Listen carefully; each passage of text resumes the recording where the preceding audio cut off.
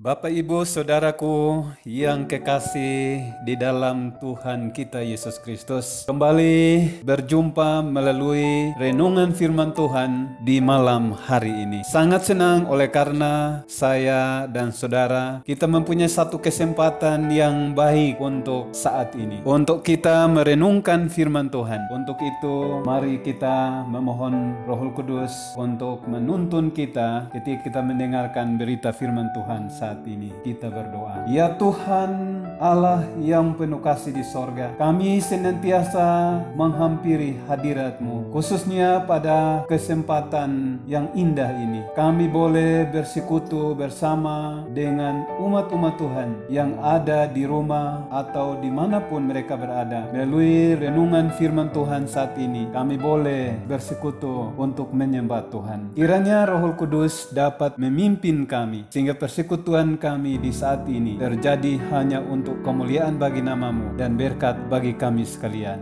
Doa ini kami persembahkan di dalam nama Yesus, Juru Selamat kami. Amin. Bapak, Ibu, Saudaraku yang kekasih di dalam Yesus Kristus, merupakan satu kesempatan yang indah setiap kali kita meluangkan sedikit waktu untuk bersekutu melalui renungan firman Tuhan pada saat ini. Bersama saya, Pendeta Soleman Leukuna. Malam hari ini kita akan mengikuti firman Tuhan dengan tema Setan melipat gandakan usahanya. Ayat renungan kita malam hari ini terpilih dari Mazmur pasal 34 ayat 8 yang berbunyi demikian. Malaikat Tuhan berkemah di sekeliling orang-orang yang takut akan Dia, lalu meluputkan mereka. Mazmur 34 ayat 8. Saudaraku yang kekasih dalam Yesus Kristus, kuasa dan kebencian setan dan pasukannya dapat membahayakan kita jika kita tidak mencari perlindungan dan kelepasan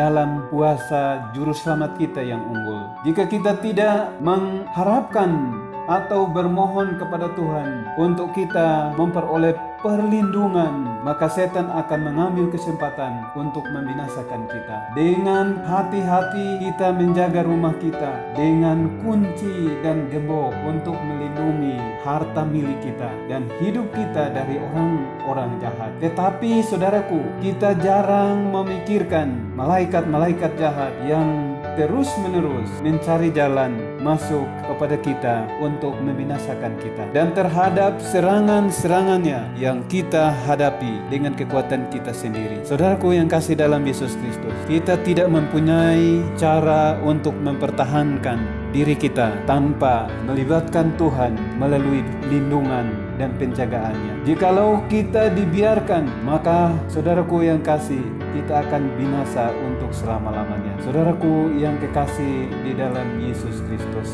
jikalau dibiarkan, maka mereka akan menghancurkan pikiran kita, merusak dan menghancurkan tubuh kita, membinasakan harta milik kita dan kehidupan kita. Kesenangan mereka hanyalah di dalam kemalangan dan kebinasaan. Ketakutan adalah kondisi mereka yang menolak pengakuan ilahi dan menyerah kepada pencobaan setan, sampai Allah membiarkan mereka kepada pengendalian roh-roh jahat. Tetapi mereka yang mengikuti Kristus senantiasa aman di bawah penjagaannya, karena malaikat-malaikat yang kekuatannya unggul disuruh dari sorga untuk melindungi mereka. Si jahat tidak dapat menembus pengawalan yang Allah telah tempatkan di sekeliling umatnya. Pendengar yang dikasihi dalam Yesus Kristus, kita ketahui bahwa Allah melihat bahwa jikalau umat Tuhan, saya dan saudara, hanya berusaha untuk menjaga harta milik kita yang kelihatan dan tidak waspada terhadap diri kita yang oleh musuh Allah dan musuh saya dan saudara itu setan, dan tidak memohon atau meminta perlindungan dari Yang Maha Kuasa,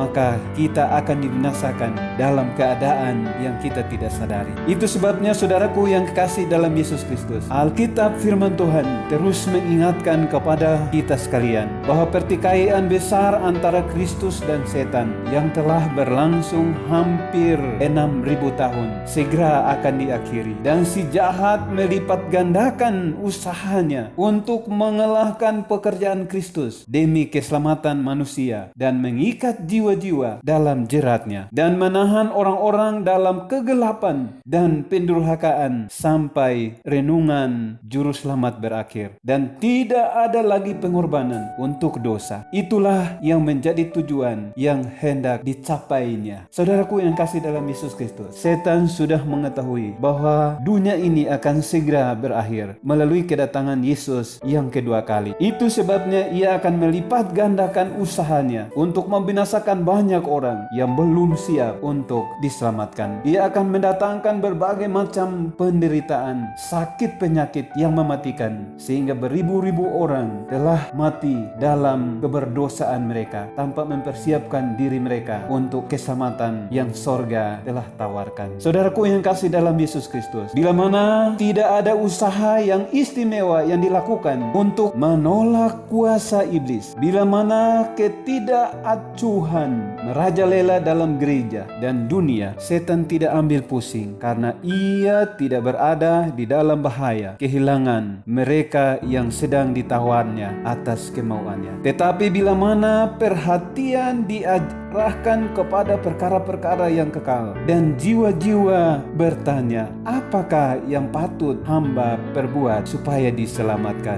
maka ia sudah berada di pekarangan, berusaha mengadu kuasanya untuk melawan kuasa Kristus. Setan akan ikut hadir bila mana manusia berhimpun untuk berbakti kepada Allah walaupun tidak kelihatan. Ia bekerja dengan sangat rajin untuk mengendalikan pikiran orang-orang yang sementara berbakti dan menyembah kepada Allah. Itu sebabnya Bapak Ibu Saudaraku yang kasih dalam Yesus Kristus, setiap kali ketika kita mendengarkan firman Tuhan, maka kita perlu berdoa dan memohon perlindungan dari Tuhan, sehingga kebenaran firman Tuhan yang kita dengarkan tidak akan begitu saja dan kemudian hilang atau lenyap dari apa yang kita sudah terima. Tetapi kita berdoa supaya kebenaran firman Tuhan itu dapat tertanam dan tertabur dalam loh hati kita masing-masing, dan sambil kita bergantung sepenuhnya kepada Tuhan agar kita mendapatkan perlindungan di waktu yang mencekam dan sangat berbahaya ini. Karena setan akan melipat gandakan usahanya untuk membinasakan semua orang yang berusaha untuk mengikuti kehendak Tuhan dan hidup benar di hadapan Tuhan. Setan tidak senang oleh karena dia tahu bahwa jika semua orang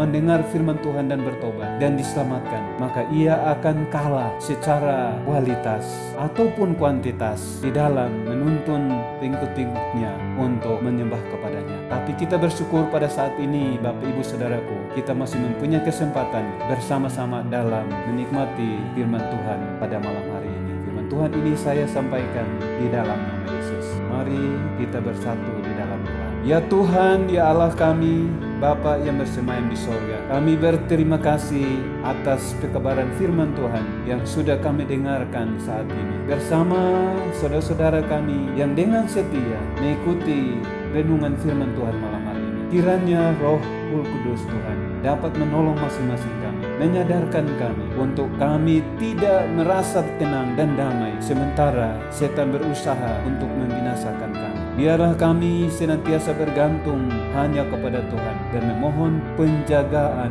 sebagaimana firman Tuhan, bahwa ketika kami berseru untuk memohon pertolongan, maka Allah akan mengutus malaikatnya untuk menjaga kami, melindungi kami di setiap jalan kehidupan ini. Terima kasih Bapa di sorga. Kiranya damai dan sukacita dapat menjadi milik kami sekalian. Karena doa ini kami persembahkan di dalam nama Yesus, Juru Selamat kami. Amin.